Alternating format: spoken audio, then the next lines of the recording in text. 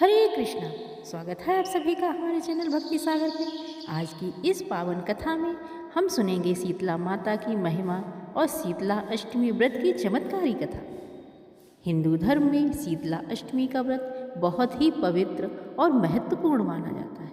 यह व्रत विशेष रूप से बच्चों की रक्षा, परिवार के स्वास्थ्य और घर में सुख शांति के लिए रखा जाता है।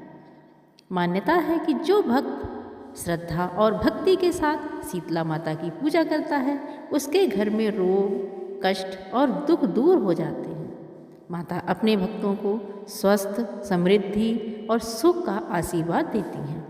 तो आइए श्रद्धा और भक्ति के साथ सुनते हैं शीतला अष्टमी की पावन कथा। शीतला अष्टमी का व्रत आमतौर पर शीतला अष्टमी के दिन रखा जाता है, जो होली के बाद आने वाली अष्टमी तिथि को मनाया जाता है। इस दिन विशेष रूप से माता शीतला की पूजा की जाती है। शीतला माता को रोगों की देवी माना जाता है। विशेष रूप से चेचक, खसरा और अन्य संक्रामक रोगों से बचाने वाली देवी के रूप में उनकी पूजा की जाती है। शीतला माता का स्वरूप बहुत ही अद्भुत बताया गया है। वह गधे की सवारी करती हैं, हाथ में झाड़ू, सूप, कलश और नीम की पत्तियां धारण करती हैं। नीम की पत्तियों का प्रयोग इसीलिए किया जाता है क्योंकि नीम को औषधि गुणों का भंडार बताया गया है। धार्मिक ग्रंथों के अनुसार शीतला माता का स्वरूप बहुत ही शांत और करुणामयी है। उनके एक हाथ में झाड़ू होता है, जिससे वे रोग और नकारात्मक ऊर्जा को दूर करती हैं।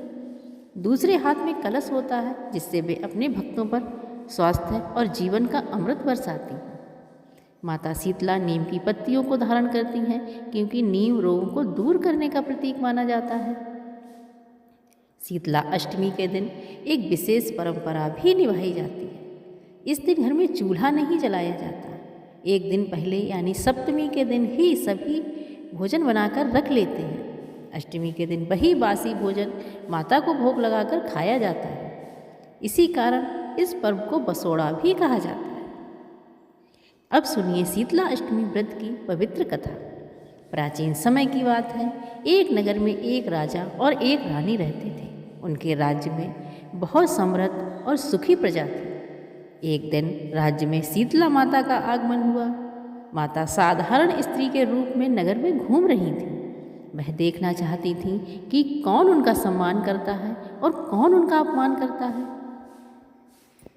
यही सोचकर शीतला माता धरती पर राजस्थान के डुंगरी गांव में आई और देखा, इस गांव में मेरा मंदिर नहीं है और ना ही कोई मेरी पूजा करता है। शीतला माता गांव की गलियों में घूम रही थी। तभी एक मकान के ऊपर से किसी ने उबला हुआ माड़ फेंक दिया। वह उबलता पानी शीतला माता के ऊपर जा गिरा, जिससे शीतला माता के शरीर पर फोफले पड़ गए। शीतला माता ने पूरे शरीर में जलन होने लगी। शीतला माता गांव में इधर उधर भागकर चिल्लाने लगी, अरे मैं जल गई, मेरा शरीर तप रहा है, जल रहा है, कोई मेरी सहायता करो। लेकिन उस गांव में किसी ने शीतला माता की सहायता नहीं की। वहीं अपने घर के बाहर एक कुम्हारन बैठी थी। उस कुम्हारन ने देखा, अरे बूढ़ी माई तो बहुत जल गई हैं, इनके शरीर में बहुत तपन है, इनके पूरे शरीर में फोफले पड़ गए हैं, यह तपन सहन नहीं कर पा रही हैं। तब उस कुम्हारन ने कहा, हे माँ, तू यहाँ आकर बैठ जा, मैं तेरे शरीर के ऊपर ठंडा पानी डालती हूँ। कुम्हारन ने उस बूढ़ी माई पर खूब ठंडा पानी डाला और बोली, हे माँ, मेरे घर में रात की बनी हुई रबड़ी रखी है, थोड़ा दही भी है, तू दही रबड़ी खा ले।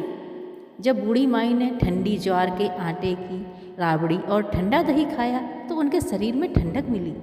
तब उस कुम्हारन ने कहा, आ माँ बैठ जा, तेरे सिर के बाल बहुत बिखरे हैं, ला मैं तेरी चोटी गूंद देती हूँ। और कुम्हारन माई की चोटी गूंदने लगी। कंघी बालों में करती रही। अचानक कुम्हारन की नज़र उस बूढ़ी माई के सिर के पीछे पड़ी तो कुम्हारन ने देखा कि एक आंख बालों के अंदर छुपी हुई है। यह देखकर वह कुम्हारन डर के मारे घबराकर भागने लगी। तभी उस बूढ़ी माई ने कहा, रुक जा बेटी, तू डर मत, मैं कोई भूत प्रेत नहीं हूँ, मैं शीतला देवी हूँ। मैं तो इस धरती पर देखने आई थी कि मुझे कौन मानता है, कौन मेरी पूजा करता है।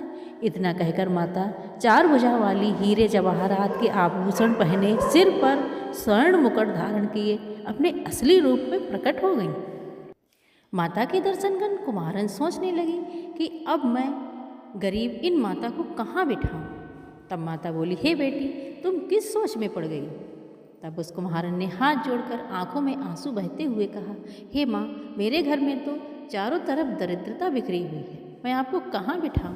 मेरे घर में तो ना चौकी है, ना ही बैठने का आसन।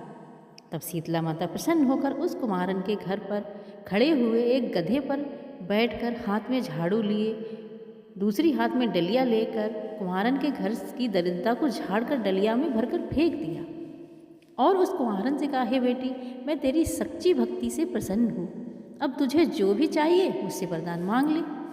तब कुम्हारन ने हाथ जोड़कर कहा, हे माता, मेरी इच्छा है कि आप इसी डुंगरी गांव में स्थापित होकर यहीं निवास करें, और जिस प्रकार आपने मेरे घर की दरिद्रता को अपनी झाड़ू से साफ कर दिया, ऐसे ही जो भी आपकी भक्ति करे, होली के बाद सप्तमी को भक्ति भाव से पूजा, अष्टमी के दिन आपको ठंडा जल, दही व बासी ठंडा भोजन चढ़ाए, उसके घर की दरिद्रता हमेशा के लिए दूर कर दो। आपकी पूजा करने वाली महिला का अखंड सुहाग रखना, उसकी गोद हमेशा भरी रखना। साथ ही जो पुरुष शीतला अष्टमी को नाई के यहाँ बाल ना कटवाए, धोबी को कपड़े ना धुलने दे, और पुरुष भी आप ठंडा जल चढ़ाकर, नारियल फूल चढ़ाकर परिवार सहित ठंडा बासी भोजन करे, उसके काम धंधे व्यापार में कभी दरिद्रता ना आए। तब माता बोली, तथास्तु, हे बेटी, जो तूने वरदान मांगे हैं वह सब तुझे देती हूँ। हे बेटी, तुझे आशीर्वाद देती हूँ कि मेरी पूजा का मुख्य अधिकार इस धरती पर सिर्फ कुंवार जाति का ही होगा। तभी उसी दिन से डुंगरी गांव में शीतला माता स्थापित हो गई और उस गांव का नाम हो गया सील की डुंगरी। सील की डुंगरी भारत का एक मात्र मुख्य मंदिर है। शीतला अष्टमी के दिन यहाँ बहुत विशाल मेला लगता है। शीतला माता की जय। कथा आप लोगों को अच्छी लगी तो हमारे चैनल को लाइक, शेयर और सब्सक्राइब करें। धन्यवाद।